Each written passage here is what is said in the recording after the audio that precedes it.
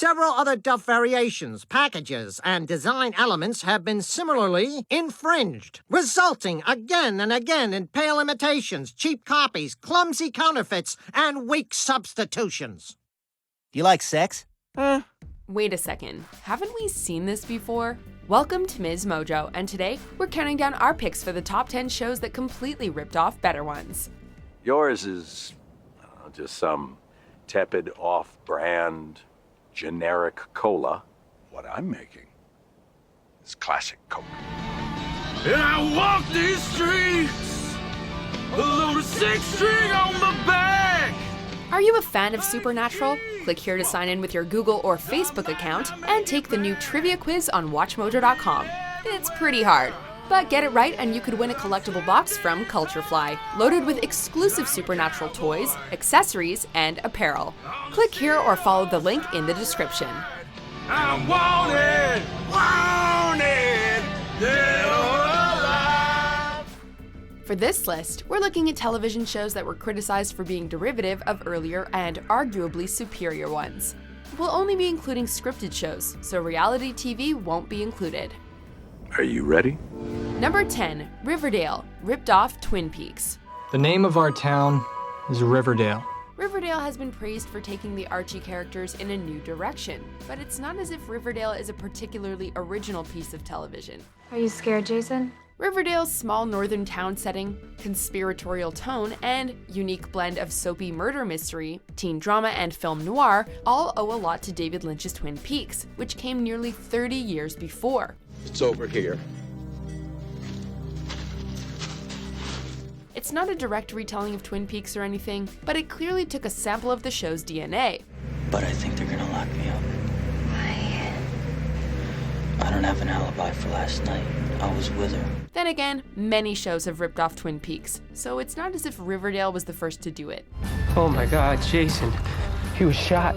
Number 9, Dark Matter, ripped off Firefly. The way it is the way it is. We gotta deal with what's in front of us. Firefly is a cult classic, and its small but fiercely loyal fan base can spot a ripoff a mile away. Or, if not a direct ripoff, then Dark Matter's got a very closely adhered to template. And do you remember why this person wiped our memories? Yeah. Because we're dangerous. There are characters that feel far too similar for comfort, especially 3 and Jane, both of whom are crude and self-centered, among other shared traits. Everybody hold on to something. There's something you can't do. Specific Dark Matter storylines seem to have been recycled from Firefly, such as helping a mining colony in need and discovering a race of scientifically manufactured zombie-like creatures. Superficial differences aside, both series are essentially about a band of misfits on a spaceship trying to survive. If you shoot him, you may skew the results. You can call it a spiritual successor if you want to be nice, but we're calling shenanigans. Is that even remotely possible? You tell me. Number 8, Instinct, ripped off Bones. I don't get it. Well, neither do I. Yes, these kinds of procedurals all share very obvious connections, but that's not why Instinct is here. No posters, no electronics. If I was a teenager, I might want to get out of here too. Nice quilt, though. Instinct is here because it has generated a bit of controversy for allegedly stealing a storyline from Bones. Well, there's no posters, there's no video games. Tell you what, if I was a teenager, I'd want out of this place too. Nice quilt, though, huh? The storyline in both shows involves an Amish man being murdered in the city. Both storylines involve the kid being a secret piano player, and both involve the questioning of his piano teacher after finding items that resemble piano keys. That photograph of Caleb. Do you think it might be possible that I could keep it? That photograph of Levi. Is it possible for me to keep it? And it wasn't just the plot. Viewers also pointed out lines, jokes, and character interactions suspiciously similar to those from Bones. Instinct's showrunner, Michael Rausch, apologized on Twitter, saying that it was 100% unintentional. You get to tell everybody what they do wrong and make everybody else feel like a failure. Number 7, Unhappily Ever After, ripped off Married with Children. Besides, we have other expenses right now. In a couple of years, our kids are probably going to want to go to college. Married with Children is a classic Fox sitcom about an antisocial and unfriendly husband and father, his obnoxious wife, and their wacky teenage children. We have no juice. Oh, I didn't buy any. I didn't have time. Well, that happens, I understand. You don't have a job or anything, do you? It was praised for deconstructing the overly romantic and sappy sitcom family, and Al Bundy has become one of TV's most iconic characters. Oh, sure, on the surface, selling women's shoes is fun. But once you cut through all the hype, the myths, the glamour, it's really very much like any minimum wage paying slow death. Unhappily Ever After is about a dysfunctional family with an unhappy and cynical father, a judgmental and nagging mother, and troublesome children. Here's my report card. All A's. That used to be me. Now I have a B. For bad. I got an F. For phenomenal. Even the titles are similar, like slightly reworded jokes with the same punchline. Unhappily took the married template and cranked everything to 11, but the extremes did not make for a better show. As if grades had anything to do with the real world. Yeah, you got D's and F's, and it didn't stop you from getting a cushy job at the used car lot. Number 6, Family Guy, ripped off The Simpsons.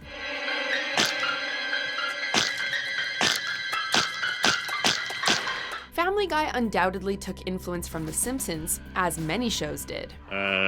Don't! The cast consisted of an unfit alcoholic father, a stay-at-home mother, a son, a daughter, and a baby. To alcohol, the cause of and solution to all of life's problems. Both families lived in small towns, and both had financial difficulties due to the working father's blue-collar job. Both also contained similar styles of satiric humor and lampooned American society and pop culture. What's the point of going out? We're just gonna wind up back here anyway. But then Family Guy started getting really wacky and unrealistic, often relying on nonsensical storylines and random humor. And The Simpsons actually kind of followed suit, to arguably its detriment.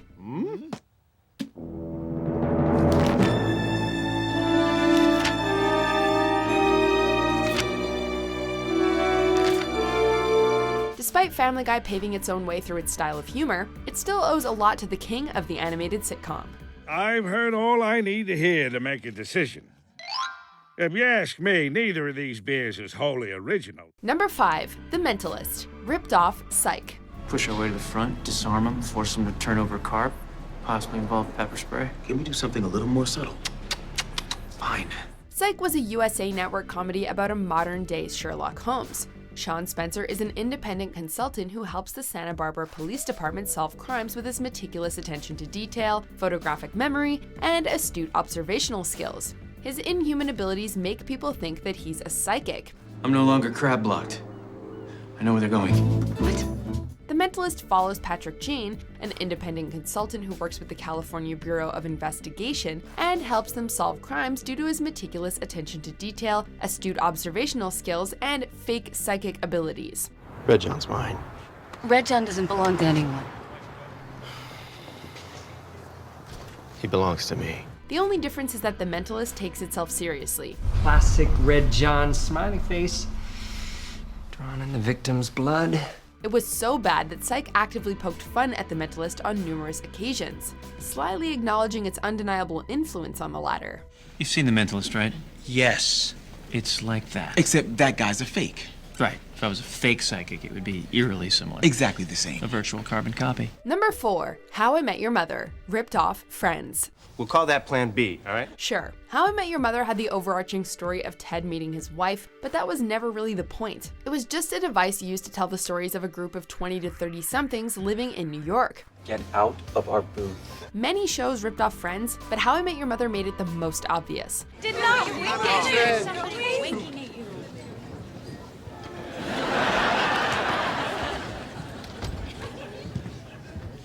Huh?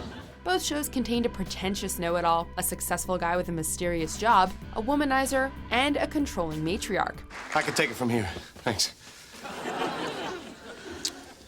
Dearly beloved. How I Met Your Mother also followed numerous storylines beat for beat, like the womanizer officiating the matriarch and the laid-back guy's wedding.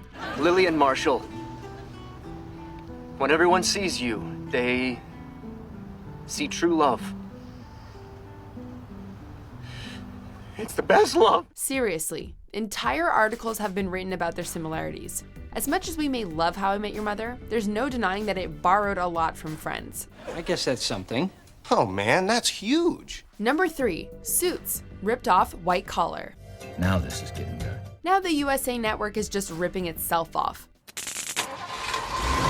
White Collar was a USA drama about a professional con artist working with the FBI to apprehend white-collar criminals as part of his work release agreement. Did you have to fight to take my case? Yeah, it was a real tug-of-war. Suits is another USA drama about a college dropout who works as an associate in a law firm despite never attaining a law degree. You want this job so much, why don't you just go to law school? While the basic premise may be different, the overarching plots of the two shows are almost indistinguishable. Just take White Collar, replace the FBI with a law firm and a con man for an unqualified law associate, and you essentially have Suits. How can you know all that? I told you, I like to read. And once I read something, I understand it. And once I understand it, I never forget it.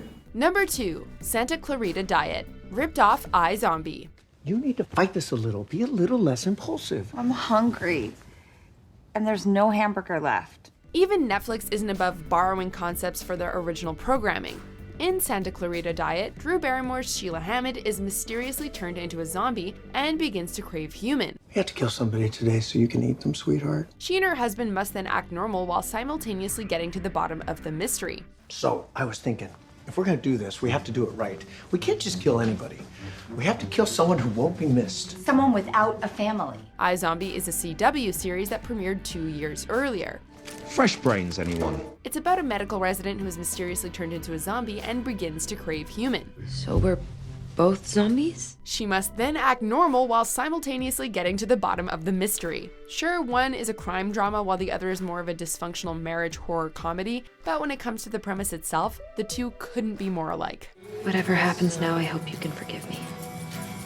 Doubt humanity is going to. Number 1, Ozark, ripped off Breaking Bad. I'm so sorry. There's no way.